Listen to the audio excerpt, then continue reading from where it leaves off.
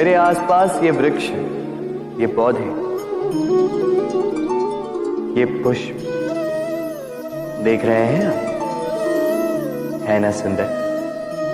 क्योंकि आपने इन्हें देखा है। इसी प्रकार जब प्रेम की बात आती है, लोग किसी का मुख स्मरण कर लेते हैं। ऐसी आंखें, वैसी मुस्कान, तिरछी भ्रूकुटी, घने केश, पर क्या यही प्रेम का अस्तित्व है? नहीं, ये उस शरीर का अस्तित्व है जिसे हमारी आंखों ने देखा और हमने स्वीकार कर लिया। परंतु प्रेम भिन्न है। प्रेम उस वायु की भांति है जो हमें दिखाई नहीं देता, किंतु वही हमें जीवन देता है। संसार किसी स्त्री को कुरूप कह सकता है क्योंकि वो उसे अपनी तन की आंखों से देखता है, परंतु संतान उसी माता को संसार में सबसे सुंदर समझती है, क्योंकि वो भाव से जुड़े। तन की आंखों से देखोगे तो वैसे भी पहचान नहीं पाओगे जैसे राधा मुझे पहचान नहीं पाई। इसलिए यदि प्रेम को समझना है तो मन की आंखें खोलो और प्रेम से कहो, राधे राधे।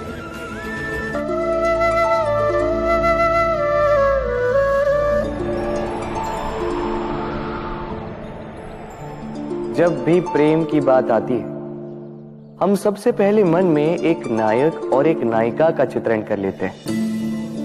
क्यों? आपके साथ भी यही होता है ना? पर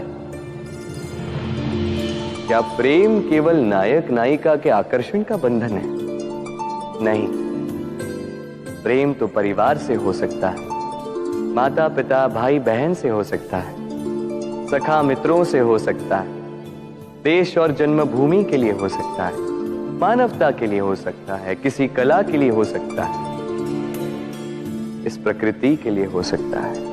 पर प्रेम कभी उस पन्ने पर लिखा ही नहीं जा सकता जिस पर पहले ही बहुत कुछ लिखा, जैसे एक भरी मटकी में और पानी आ ही नहीं सकता। यदि प्रेम को पाना है तो मन को खाली करना होगा, अपनी इच्छाएं, अपना सुख सब त्याग कर समर्पण करना होगा। अपने मन से व्यापार हटा दो, तभी प्यार मिलेगा और मन प्रसन्न होकर बोले, राधे राधे।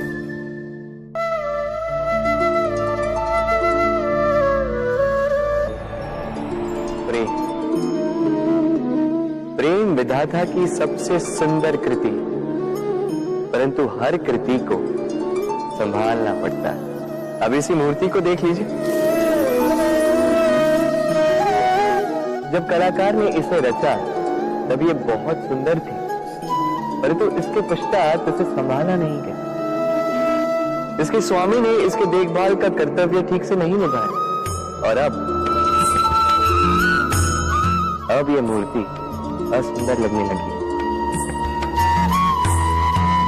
इसी प्रकार केवल कह देने से प्रेम नहीं हो जाता। इसके लिए आपको अपने कर्तव्यों को पूर्ण करना होगा। तो देश की रक्षा, परिवार और संबंधियों की सुरक्षा, संतान को संस्कार, जीवन साथी का आभार, ये कर्तव्य जब तक नहीं निभाओगे प्रेम से दूर होते जाओगे। तो यदि प्रेम का अमृत पाना है तो कर्तव्य की अंजलि बनानी होगी और मन से कहना होगा, राधे राधे।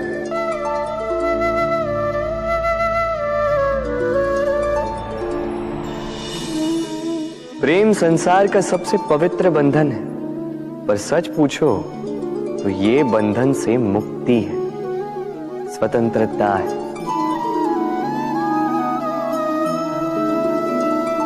नहीं समझे? समझाता हूं। यदि कोई आपका प्रेम ठुकरा दे यदि कोई आपका प्रेम समझ ही ना पाए तो क्या होगा? कुछ उदास हो जाएंगे, कुछ छल करके प्रेम पाना चाहेंगे, तो कुछ बलपूर्वक प्रेम पर अधिकार करना चाहेंगे। किंतु यह आवश्यक नहीं कि जिससे आप प्रेम करते हो उसे भी आपसे प्रेम, क्योंकि प्रेम कोई वस्तु नहीं है, न राज्य है, न धन जिसे आप बल से अपने वश में कर सको।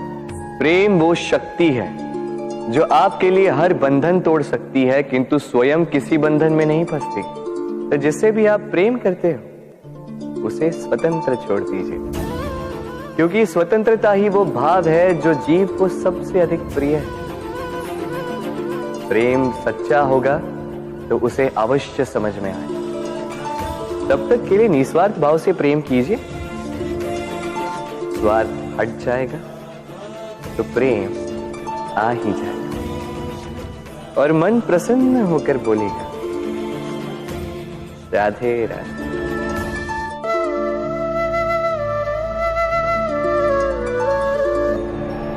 मनुष्य का स्वभाव है कमाना, संग्रह करना, फिर चाहे वो धन हो, नाते हो, संबंध हो, या हो प्रसन्नता।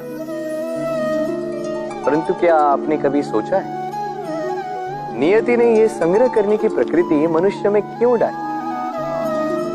एक बीज से पौधा पनपता है, उसके भोजन से फल संग्रहित होता है। क्यों? इसलिए ताकि वृक्ष उसे स्वयं खा सके? नहीं, बल्कि इसलिए ताकि वो भूखे जीवों में बांट सके।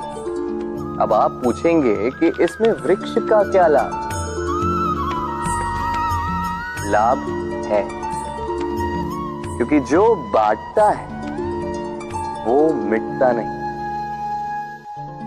जो फल ये जीव खाते हैं वो उसके बीजों को वातावरण में बिखेर देते हैं, जिससे जन्म लेते हैं नए वृक्ष। उसकी जाति, उसका गुण, उसकी मिठास अमर हो जाती है। इसलिए स्मरण रखिएगा, अमीर होने के लिए एक एक क्षण संग्रह करना पड़ता है, किंतु अमर बनने के लिए एक एक कण बांटना पड़ता है। राधे राधे।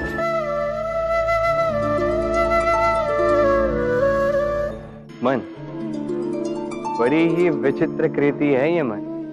शरीर के किस अंग में बसता है कोई नहीं जानता, किंतु संपूर्ण शरीर इस मन की इच्छा साकार करने के लिए प्रयास करता रहता है। अब यदि मन कुछ खाने का करे तो व्यक्ति उसकी बनो उपनो की इच्छा साकार करने का माध्यम ढूंढता रहता है। अब यदि मन किसी को शत्रु समझ ले तो व्यक्ति उसे नष्ट करने का हर संभव प्रयास करता है।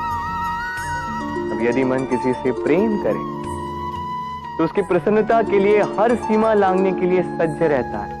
परंतु जीवन सुखद हो इसके लिए आवश्यक है कि मन खाली हो। इस बांसुरी की भांति भीतर कुछ भी नहीं, न राग है न द्वेष, तब भी तार छेड़ने पर स्वर निकलता है। इसी प्रकार मन को भी भावनाओं से मुक्त रखना आवश्यक है। स्मरण रखिए,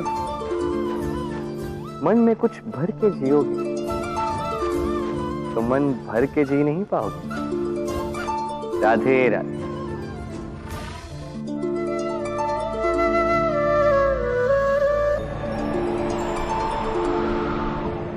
एक पिता के लिए उसकी संतान उसका गर्व है, उसका अहंकार है, और संतान के लिए उसके पिता उसका आदर्श, उसकी प्रेरणा।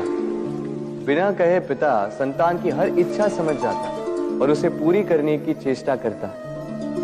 दूसरी ओर संतान सदैव प्रयास करता है कि अपने माता पिता को गर्वित करता है, किंतु ये बंधन एक स्थान पे आके टूट जाता है। तब जब संतान स्वयं की इच्छा से अपना जीवन साथी चुनना चाहे। क्यों?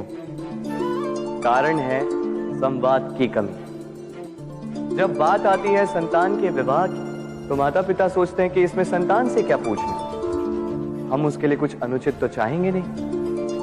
और संतान का यह मानना होता है कि उसका भविष्य चुनना उसका अधिकार। दोनों आपस में दुखी रहते हैं, किंतु बात कोई नहीं करता। होना यह चाहिए कि माता पिता को उसी स्नेह के साथ संतान की इच्छा समझ लेनी चाहिए, और संतान को उसी विश्वास के साथ माता पिता को विश्वास में ले लेना चाहिए। एक बार संवाद करके देखिए, वर्तमान और भविष्य दोनों ठीक हो जाएंगे।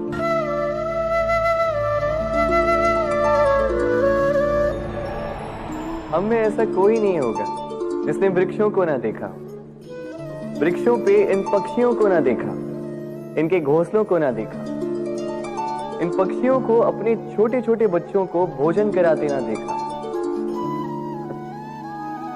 संसार का सबसे ममत्व वाला दृश्य होता है। चिड़िया दूर से अपने चोंच में दाना भरकर लाती, स्वयं भोजन करने में असक्षम संतान की चोंच में डालती, स्वयं भूखी रहकर निस्वार्थ निश्चलता से। और जब संतान के पंख निकल आते हैं तो उसे उड़ना सिखाती, और उसके पश्चात उसे स्वतंत्र कर देती है अपना जीवन जीने के, इस आकाश में उड़ान भरने के। और हम मनुष्य क्या करते हैं? जिस संतान को हम पंछी की भांति पालते हैं, उसके पंख निकलते ही हम उसे बांध देते हैं, ये सोच के कि कहीं वो दूर उड़कर न चली जाए। ऐसा नहीं कि इस स्थिति में माता पिता को संतान से प्रेम नहीं है, अवश्य है, किंतु इसमें प्रेम पर मोह भारी पड़ जाता है, जो स्वयं अपने और संतान के भविष्य के बीच में बाधा बन जाता है। हम ये भूल जाते हैं कि हम केवल जन्मदाता हैं, भाग्य विधाता नहीं। तो जब प्रेम में मोह आ जाए तो वो प्रेम नहीं, स्वार्थ बन जाता है। इसलिए प्रेम को पास रखिए और मोह को दूर, क्योंकि जिससे प्रेम करते हैं उसका विकास नहीं रोका करते। राधे राधे।